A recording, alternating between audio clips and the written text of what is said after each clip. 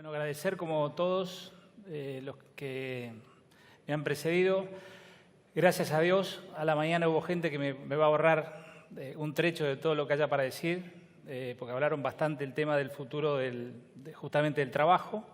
Coincido con lo que decía Ricardo recién acerca del trabajo, en el sentido de que no solamente el futuro del trabajo en el campo, sino también para el campo. Muchos de ustedes son productores, otros son también técnicos, asesores. También me cabe el sayo a mí, digamos, con relación a esto, porque también he trabajado en relación al campo durante muchos años. Bueno, un poco a ver, no, este no es. Este tampoco. Estoy complicado. El del medio. Acá, bien. Acá, esto fue hace no mucho tiempo. Como verán, hacía frío, estábamos ahí con la hacienda y en el fondo, digamos, la pregunta tenía que ver con esto, ¿no? Yo miraba la hacienda y la pregunta que yo me hacía es ¿cómo sigue esta historia? Creo que sería una manera, digamos, bastante más sencilla para explicar este título del futuro en el campo.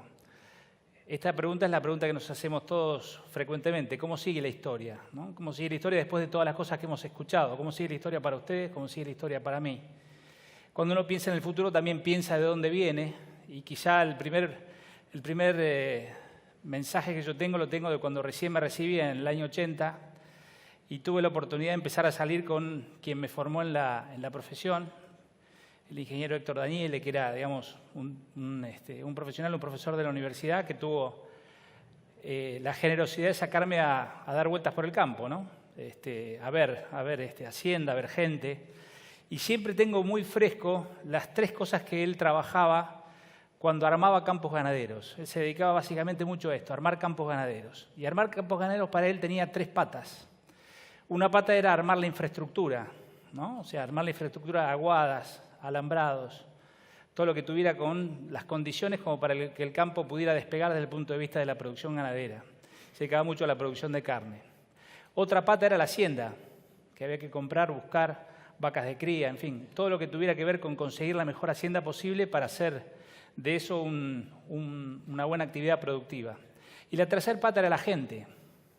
No mucha gente, porque en definitiva esto significaba en conseguir el correntino que viniera, digamos, a vivir allí, hacerle una casa, dejarle un espacio para que pudiera vivir con su familia y en gran medida lograr que esa persona se desarrollara, creciera, evolucionara. Y quizá una de las mejores maneras de saber si ese negocio funcionaba tenía que ver con la prosperidad del que trabajaba allí. No solamente con lo buen negocio que era para el dueño del campo tener, digamos, esa actividad. Y eso a mí me quedó muy marcado, porque para mí, digamos, fue la señal, digamos, de la escala humana de la empresa, que no era mucha gente, era solamente posiblemente un matrimonio, pero un matrimonio que iba progresando con el paso del tiempo y se compraba su autito y tenía posibilidad de tener sus chicos bien educados. Y para mí, digamos, eso hace ya una punta de años, me marcó un horizonte que todavía hoy lo recuerdo y lo tengo muy presente. Y la segunda experiencia tuvo que ver con un trabajo personal que hice en una escuela de operarios, una escuela de tamberos, donde de alguna manera nosotros convivíamos con la gente, trabajábamos con ellos y tratando con ellos y escuchándolos sobre todo, uno podía leer por detrás las inquietudes y las necesidades de la gente. Nosotros teníamos gente que venía de todos los lugares del país y recuerdo que una vez preguntándole a uno si le había gustado el curso de capacitación, que eran como 4 o 5 días, en ese momento un curso salía una vaquillona preñada, para que ustedes se den una idea. Y lo apoyaron las empresas y se hizo una asociación entre la universidad, yo trabajaba en la universidad, y gente de las empresas lácteas, digamos, que trabajaban en la zona. Y la reflexión que me hizo ese productor cuando yo le pregunté si le había gustado fue, mire ingeniero, estuvo bueno, yo aprendí a conocer la vaca por adentro. Esa fue su definición. Para mí fue, digamos, una de las más gráficas y más entendibles de que para él, a partir de la capacitación y de la formación, empezaba a verse una realidad diferente. Y eso a mí, digamos, me impulsó hasta el día de hoy a trabajar con gente. Por eso hoy dicen que soy especialista. En realidad son muchos años trabajando con gente y poniéndole el foco a las personas, nada más. Y esto, bueno, justamente es parte de lo que yo quiero contarles hoy, parte de la experiencia de hoy. Y la primera que yo les puedo contar es Isabel. Con Isabel estuve ayer. Isabel es una persona que en el rato que estuvimos con ella nos contó orgullosamente lo que hacía en su trabajo. Y si no nos íbamos, hubiéramos estado toda la tarde, porque daba gusto escucharla, daba gusto escuchar cómo alguien orgulloso de su trabajo te contaba toda la satisfacción que le generaba estar ahí todos los días, con lluvia, con frío, con sol, sin sol. Y toda la gente que la conoce me decía lo mismo. Dice, la verdad que es maravilloso la dedicación que tiene. Por eso cuando yo pienso en el futuro, pienso en los robots, pienso, digamos, en la automatización, no me gustaría perder esto o parte de esto que es mucho de la esencia de lo que tenemos cerca cuando trabajamos con gente en el sector rural. Esta es la pregunta que más de uno se ha hecho antes, ¿no? O sea, si trabajamos hasta ahora y siempre fue así, ¿por qué tiene que cambiar? ¿Tiene que cambiar esto? No es que tiene que cambiar, va a cambiar. No es una cuestión de deseo, es una cuestión de una realidad que se nos viene encima. Y la pregunta en realidad tiene que ver con cómo vamos a hacer para movernos y para tratar de rescatar esto que yo les decía de la esencia cuando todo esto cambie, cuando nosotros estemos allí. Del futuro del trabajo no voy a decir nada porque estos son los libros que comentaron hoy. Es justamente el libro de Oppenheimer que hablaba de todo esto, pero quizá la última reflexión es en la que yo quisiera enfocar un poco, que son las dudas sobre el futuro profesional y sobre todo sobre el futuro personal. Esto es quizá lo que más nos pega a nosotros, a todo lo que tenemos que ver con esta actividad, con la ganadería en sus distintas formas, sea productor de leche, de carne, de cerdo, de pollo, de lo que fuera. ¿Qué va a pasar conmigo? ¿Qué va a pasar con mi trabajo? ¿Cómo vamos a hacer con la gente que tenemos a cargo, con la gente que depende de nosotros? ¿Cómo vamos a alimentar la ilusión de la gente para tratar de que no se vaya o para lograr que la gente joven venga? Que es una de las dudas y de los interrogantes que más se nos plantean. Hoy tenemos, bueno, el proceso de intensificación en todas las ramas de la ganadería es bastante claro. Por eso, digamos, hay muchas cosas que pasan hoy que cuando yo las pienso, 10, 15, 20 años para atrás, eran ciencia ficción, ¿no? A mí me decían que iba a haber semen sexado, me decían que iba a haber robots de ordeñe, me decían que los remates iban a ser por televisión. A nadie se le pasaba por la cabeza que esto iba a ser parte de una realidad. Sin embargo, hoy todo esto forma parte de algo cotidiano. A partir de acá empiezan a aparecer otras cosas que son, como se dice ahora, más disruptivas, que, a ver, yo las saqué de navegar en Internet. No es que hablé con ningún especialista. Me metí en la web y empecé a ver avances en ganadería. Y bueno, aparecen estas cosas. Una pistola vacunadora que tiene un montón de información y que la va a seguir teniendo y la va a poder acumular y yo la voy a poder llevar y traer. El arreo de hacienda con drones, ¿no? La identificación de la hacienda a través de características fisonómicas, los pesajes automatizados, en fin, muchas de las cosas que nosotros decimos hoy, cosa extraña y sin embargo en cierto tiempo más las podemos tener disponibles. No sé si las vamos a aplicar a todas, no sé quiénes van a poder, pero las vamos a tener disponibles. Por eso, digamos, estos nuevos escenarios nos van generando también nuevos interrogantes. Lamento decirles que tengo más preguntas que respuestas para ustedes, pero creo que a veces las preguntas, si son buenas, si son inteligentes, y es parte de lo que ustedes van a hacer después de esta charla, digamos, que tengamos ahora, el trabajo posterior, pueden llegar a ser de gran ayuda, ¿no? ¿Por qué? Porque los nuevos escenarios y los nuevos interrogantes a mí me dicen, ¿quién va a trabajar en el campo dentro de 10 o 20 años? ¿Van a estar ustedes? ¿Van a estar sus hijos? ¿No van a estar ni ustedes ni sus hijos? ¿Va a haber otros? No lo sé. ¿Pero quiénes van a ser? Van a ser, obviamente, mucha más proporción de estos millennials, porque nosotros ya no vamos a estar más. ¿Cómo piensan? ¿Dónde vivirá la gente? O sea, ¿qué tan grandes van a ser los procesos de concentración? Hoy ya tenemos un montón de empresas que la gente vive en el pueblo y trabaja en el campo. Hay tambos donde yo trabajo, que pasa esto, y se parece más a una realidad industrial. El tambo de Adeco, que estuvieron comentando, tiene esa característica. O sea, se parece más a la industria. ¿Dónde se va a formar la gente que busque trabajo en lo rural? ¿Quiénes van a ser los que la formen? ¿Los colegios agrotécnicos? ¿Quiénes? ¿Las nuevas generaciones se van a adaptar? ¿cuáles van a ser las habilidades y las cosas que vamos a tener que transmitirles para que puedan ser capaces y competentes? Que es parte de lo que se estuvo planteando hoy. O sea, a ver, menos músculo y más cabeza, en el fondo, fue en síntesis, ¿no? Pero la sensación que nosotros tenemos históricamente es que el que trabaja es el que transpira, ¿o no? Ahora, eso ya es algo del pasado, no es una cuestión de transpiración, es una cuestión de intelecto, es una cuestión, digamos, de crecer desde el punto de vista de cómo voy a usar todas esas cosas que tengo disponibles.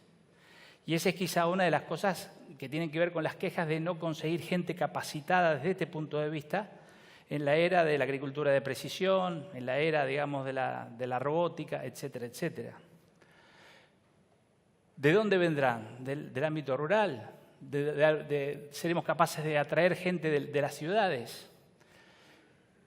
¿Cuánto va a cambiar la tecnología a los escenarios del trabajo rural? ¿Cómo evolucionarán los sistemas ganaderos? En fin, un montón de preguntas. ¿Seremos capaces de flexibilizar nuestra mentalidad para darle espacio a la gente joven, que es un tema de hoy? El tema de la sucesión es un tema importantísimo. Y el tema de la sucesión tiene que ver en muchas de las empresas que son empresas familiares, como mucha de la gran mayoría, con la capacidad de flexibilizar las mentalidades para poder acordar y conseguir consenso. Eso también tiene que ver con el factor humano. Y digo factor humano porque no hablo solamente de una cuestión de personal. La preocupación no es solamente quién va a trabajar desde el punto de vista físico, arriando la hacienda, encerrando, vacunando. Tiene que ver también con quién va a trabajar desde el punto de vista del desarrollo del negocio, quién lo va a gestionar. Y en la gestión no es solamente el personal, sino también básicamente los dueños de las empresas. Por eso hablo de factor humano y no hablo del problema del personal. Antes nuestra queja era el problema del personal. Yo creo que hoy debemos tener una visión bastante más amplia. El tema es del factor humano, donde los empresarios, los productores son los primeros, porque son los que toman las decisiones de más peso dentro de las organizaciones y dentro de las empresas. O sea que hoy educar, formar, y creo que este esfuerzo que hace ACA es justamente un síntoma de esto, ¿no? Del deseo de tratar de darle herramientas de formación a toda la gente que va a gestionar el negocio en el futuro y que se pueda alimentar de todo esto que han estado escuchando ustedes hasta acá. Y lo otro es, bueno, cómo se va a administrar esta transición entre el mundo nuevo que me mostraron, los robots, todas esas cosas que ustedes vieron, que nos dejan un poco, ¿no? Con cierta sensación de curiosidad, de inquietud, pero tiene que haber una transición entre ese mundo y el mundo que tenemos hoy, del que acaban de salir esta mañana ustedes cuando vinieron para acá. Bien. Entonces, nos preguntamos esto, o sea, ¿cuáles son las cosas que van a permanecer y cuáles son las cosas que van a cambiar? Y seguramente van a ser muchas las que van a cambiar, muchas de las que escuchamos hoy, pero hay algunas de las que yo tengo seguridad que no van a tener un cambio al menos tan profundo del punto de vista que van a ser otra cosa, salvo que sean robots. Y que para mí tiene que ver con esto, ¿no? Me encantó esta foto cuando la vi, obviamente no es un iPhone, ¿no?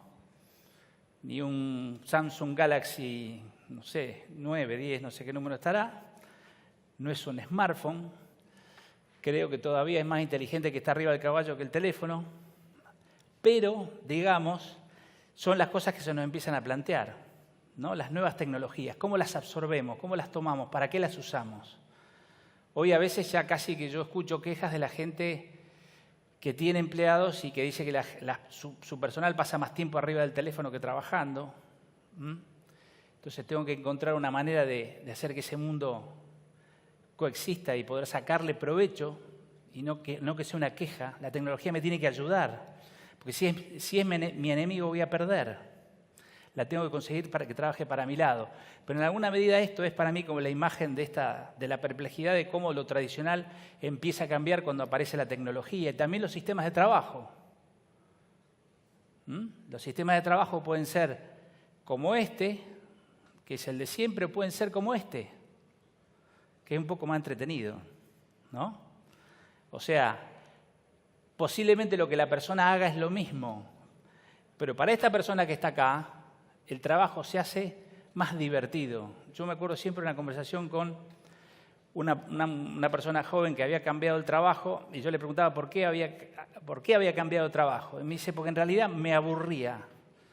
En mi razonamiento y para mi edad, el aburrimiento con el trabajo no era una cosa que tenía que ver mucho. O sea, a ver, en realidad, esto de divertirse en el trabajo no es una cosa muy habitual. Pero la palabra divertido no tiene que ver con que uno se muriera de risa. La palabra divertido tenía en realidad una acepción de que fuera un desafío y que tuviera significado. Ese es un trabajo divertido. Un trabajo divertido es un trabajo que me desafía, que me presenta algo interesante, que me mantienen con adrenalina. Y bueno, y de alguna manera, la forma en que nosotros organicemos el sistema de trabajo con las nuevas generaciones va a tener que ver con esto. No sé si es una moto, un cuatriciclo, no sé, no tengo idea. Pero cuando la vi, la tomé, porque dije, esto es parte de lo que algún día va a ser y es parte de lo que nosotros vamos a tener que pensar e imaginar cuando armemos el trabajo de la gente. Armemos el trabajo de la gente es el diseño del trabajo. En realidad, en las organizaciones industriales, este tema ya está hace mucho tiempo discutido. ¿Cómo hago para que un trabajo rutinario, con alguien lo hablábamos al mediodía, ¿no? Bueno, dice, pero las rutinas no pueden desaparecer. Por supuesto que las rutinas no pueden desaparecer porque hay protocolos, hay cosas que hay que seguir haciendo igual, pero tengo que encontrar una manera que para esa persona que va a tener que hacer una rutina y va a tener que llevar un protocolo o lo que fuera, la cosa tenga atractivo y sea interesante. Y si nosotros no conseguimos eso, los vamos a perder o no los vamos a traer. Por eso, en definitiva, sigo pensando que la diferencia está en la gente. Alambrado por medio, y hoy lo vemos, muchas veces la diferencia entre dos empresas no tienen que ver con la tecnología y no tienen que ver con la cantidad de herramientas que tengan y no tiene que ver con si tienen GPS o no tienen GPS, sino sencillamente la diferencia lo marca la calidad de la gente. Y la calidad de la gente está definida en gran medida por la calidad del que hace cabeza en las organizaciones, en las empresas. Porque ninguna empresa crece mucho más arriba de lo que puede su número uno. O sea que también es una responsabilidad nuestra. El problema no es el problema del personal. Como me dijo alguna vez, discutiendo el tema de los tamberos, si yo ya hace 10 años que vengo protestando por los tamberos, empecé a pensar que el problema no sos vos, sino que el problema no son los tamberos que conseguiste durante 10 años, sino que muchas veces el problema lo tenés vos.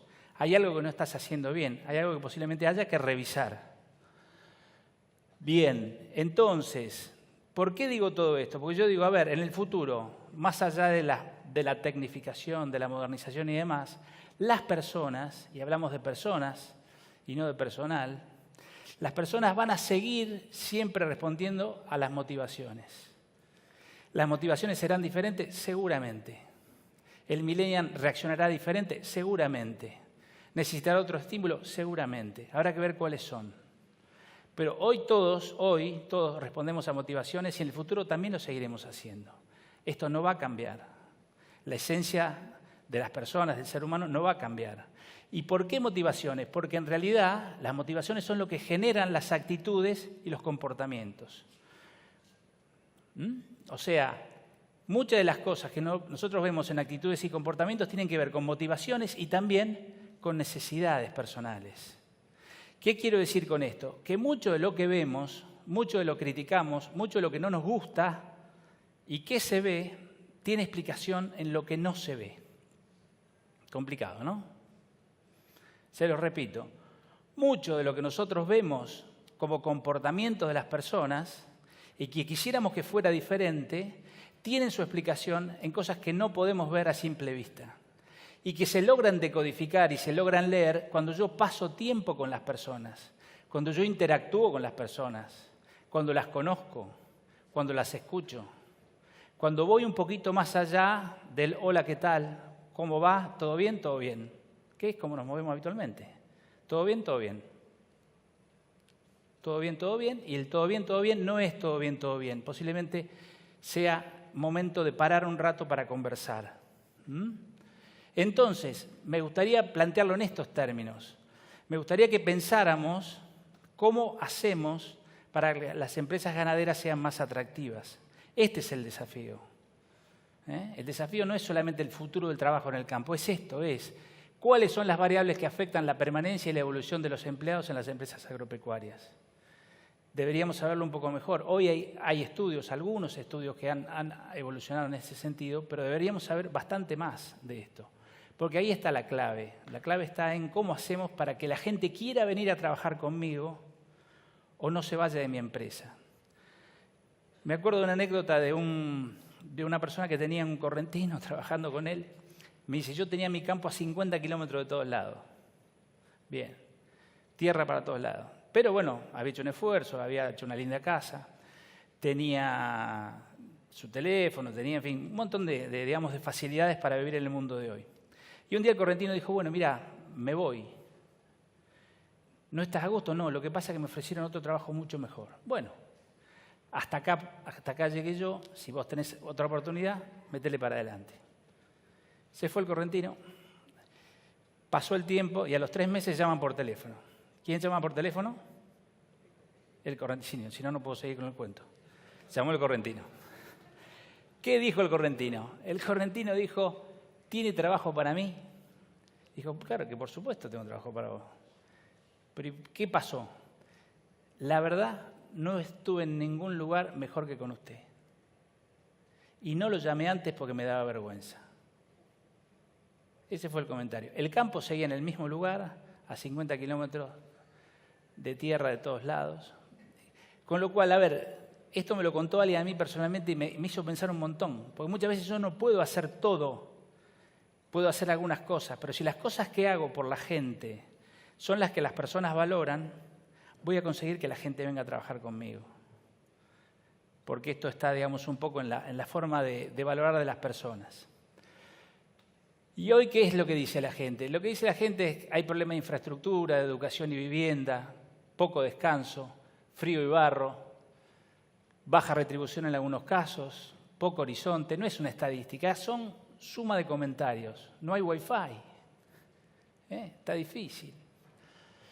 Vida social nula, calidad de vida, aislamiento. Esto es parte de lo que sufre de alguna manera la gente, que le cuesta hoy. ¿Por qué? Porque hay una ruralidad decadente. La ruralidad fue, digamos, desmenuzándose y cayéndose a pedazos. Hoy una persona que está en el ámbito rural tiene los mismos estímulos que tiene una persona que no está en el ámbito rural. Están preocupados por el bailando. Muchachos, en el campo están más preocupados por el bailando que por otra cosa. Y yo digo, ¿estamos todos locos? Sí, estamos todos locos, pero una sociedad que tiene, digamos, hoy, a partir de las redes sociales y de los medios de comunicación, otros códigos. Me acuerdo siempre de otra anécdota de un vendedor de DirecTV que estaba en el monte entrerriano, en un rancho que se caía a pedazos, y ve una antena de DirecTV, entonces se toca la puerta y cuando abre la puerta sale una señora que lo quería correr con la escoba, estaba furiosa. Y le pregunta, bueno, ¿pero por qué estás tan nerviosa? ¿Qué es lo que le pasó, señora, que ha sido tan grave? Usted no sabe lo que me pasó, lo que me hicieron ustedes, pero ¿qué le hicimos nosotros, los de DirecTV? Me dejaron sin señal. Bueno, señora, pero no es para tanto. No, pero usted no sabe lo que pasó. ¿Pero qué pasó, señora? Me perdí el desfile de Roberto Giordano en Punta del Este. Y dice que este hombre agarró y no podía creer lo que estaba escuchando. Pleno monte entrerriano, un rancho que se caía a pedazos. Cuando hablo de esto, de la ruralidad, estoy hablando de esto. Bien, entonces, ¿qué veo? Tecnología asimétrica que no se puede aplicar, ambiente laboral empobrecido, desarraigo, dificultad de infraestructura, rigidez contractual. Si hoy queremos hacer las empresas sustentables y atractivas para las personas y sus familias, tenemos que pensar no en una cosa, sino en una suma de cosas. ¿Por qué la gente hoy no se quiere quedar en el campo? Se va de los tambos, como decía hoy Javier, porque el sistema productivo le hace la vida difícil, porque no tiene descanso, porque no están programadas las vacaciones, porque no tiene los recursos para trabajar. Por eso, estoy hablando de trabajo, no estoy hablando solamente de descanso. Porque no se interactúa con ellos, porque no se fomenta la comunicación interna, porque no se desarrollan los equipos de trabajo, no se los trata, no se les dedica tiempo, porque no tienen un lugar donde vivir adecuado para ellos y su familia, porque la persona que los tiene a cargo no iría al baño donde van ellos, sencillamente por eso hagan ese test. Entonces, si no es bueno, yo me acuerdo la vez pasada que le preguntaba a alguien que le había ido muy bien con la gente, ¿cuál era su secreto? me lo resumió en una frase: ellos son como yo. Más fácil. ¿Qué quiere decir? Que sus necesidades también son el tipo de necesidades que yo puedo tener. Temas de infraestructura, temas de relación con la comunidad, temas contractuales, todos estos elementos, en suma, cuando los junto, son los que me terminan dando de alguna manera el combo de cantidad de factores que hacen que la gente le resulte difícil querer quedarse en el campo. Entonces ahí surgen, bueno, ¿cuáles son las preguntas que habría que hacerse? Las preguntas son en realidad muy sencillas. ¿Qué puedo trabajar yo, ustedes, cada uno de nosotros, dentro de su ámbito de influencia, para mejorar las condiciones de trabajo en la empresa ganadera? Eso es lo primero que hay que preguntarse. ¿Cuáles son los factores que me hacen atractivo para que la gente joven quiera venir y a partir de lo cual yo les pueda generar un ambiente y un horizonte de desarrollo? ¿Cómo me puedo convertir en una organización donde la gente quiera trabajar, donde me elijan? ¿Sí? ¿Se entiende? Donde me elijan. Y no digo que esto sea imposible, porque conozco muchos casos de gente que ha cambiado su sistema, pero sobre todo han cambiado ellos. Han cambiado el enfoque. Y a partir de cambiar el enfoque han logrado y han pasado de una situación en la cual la gente no quería venir a tener cola para que la gente trabaje con ellos. Entonces, bueno, hay que hacer un poco esta evaluación. ¿Dónde estamos? ¿A dónde queremos estar? Y, por lo tanto, ¿cuál es la brecha de progreso? Y cuando digo brecha de progreso, también podría decir que me puedo hacer preguntas, todas estas, que no se las voy a leer ahora, pero tienen que ver con el trabajo que van a hacer posteriormente. Pero están todas vinculadas con el sistema productivo, con la forma de trato de la gente, con la educación y la familia, con la infraestructura, con la inserción social de la gente y con los aspectos contractuales. Hay un montón de preguntas que uno se puede ir haciendo. ¿Para qué me sirven estas preguntas? Simplemente para tomar la temperatura, para saber, digamos, dónde estoy, para saber a dónde quiero estar, para ver cuál es la brecha que yo puedo generar. Después, si tienen la presentación, las van a poder leer un poco más. Pero son preguntas sencillas, ¿no? O sea, las familias pueden compatibilizar la vida laboral y la personal. Reconozco a la gente cuando hacen las cosas bien. O sea, no son cosas complicadas, son sencillamente el plan de acción, el plan de vuelo que yo debería tener para trabajar con mi gente. Y yo digo que esto es lo que a mí me genera el autodiagnóstico, un autodiagnóstico que yo tengo que encarar desde donde estoy y a pesar del entorno. Yo durante 35 años escuché que la gente era muy importante y vi muy poca gente que metiera la mano en el bolsillo para hacer cosas por la gente. Con lo cual, la conclusión es que no era tan importante en la práctica, ¿no? Si yo hago mi autodiagnóstico, veré dónde estoy en cada uno de estos aspectos, dónde estoy parado, puedo armar mi tablero de control. Esto sería esto es moderno, es un tablero de control, un balance scorecard se llama. Bien, donde ustedes pueden ver dónde están parados en cada uno de estos niveles. Si estoy haciendo nada, poco, bastante o mucho. No es una cosa muy sofisticada. Me sirve para saber dónde estoy parado, dónde quiero ir, a qué le tengo que poner atención. Hoy hay un proyecto en el cual estoy trabajando con mucho gusto, que se llama Factor Humano en Tambo, que está desarrollando esto para la gente. En algún momento habrá un proyecto que posiblemente se llame para el sector ganadero de carne, ojalá. Hoy tiene una página web, nosotros hemos desarrollado materiales, estamos trabajando en jornadas. Digo, a esto hay que encararlo alguna vez en forma institucional. Afortunadamente para esta propuesta hay en este momento instituciones como universidades, como asociaciones de productores y más que están trabajando todas juntas. ¿Por qué? Porque lo que yo quisiera, y con esto voy redondeando y terminando para tranquilidad de los que están esperando el tiempo, que pasemos de un viejo modelo que era el modelo de la estancia, yo lo puedo ejemplificar así. El modelo de la estancia tenía un horizonte de trabajo de 4 o 5 horas. Campana 6:30 hasta el mediodía. Campana 2 de la tarde o 1 de la tarde hasta 6 de la tarde. El horizonte era 4 o 5 horas. Volvés a tal hora y ahí te dicen lo que tenés que hacer. Hoy hablamos que queremos autonomía, gestión responsable, organizaciones horizontales. Y en realidad todavía estamos en muchos casos con estos esquemas.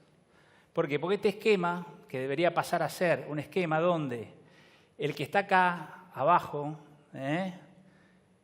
además de trabajar, piense y proponga. Donde el que está en el medio, además de controlar, facilite. Y donde el que está acá, que es el que manda y piensa en el esquema anterior, además proponga y respalde. ¿Por qué? Porque ustedes van a tener como resultado de esto, que se basa en la confianza, dos posibilidades. O el temor, que está asociado a la obediencia, o la motivación, que está asociada al compromiso. Exteriormente parecen lo mismo y no son lo mismo, no tienen nada que ver. Externamente parecería como que la gente hace las cosas que tiene que hacer hasta que me voy. Y cuando la dejo, cuando le doy la posibilidad de decidir, veo que muchos juegan al póker conmigo y otros, sin embargo, siguen haciendo lo que tienen que hacer. Esa es la diferencia entre el compromiso y la obediencia. A mí me interesan empresas y organizaciones donde haya compromiso, no donde la gente trabaje por obediencia, porque creo que es la manera de crecer. Por eso, y para terminar, una frase que a mí siempre me gustó mucho, que tiene que ver con cuáles son los factores que hacen que una organización cambie. Una organización cambia ¿cuándo? Cuando hay cambios en las personas, en sus sistemas de creencias, en sus valores, en la forma de percibir el mundo, en el modo de relacionarse y en la forma en que asumen responsabilidad. O sea, el cambio lo veo no tanto o no solamente en los aspectos tecnológicos de evolución, sino básicamente en el cambio nuestro que somos las personas. Muchas gracias.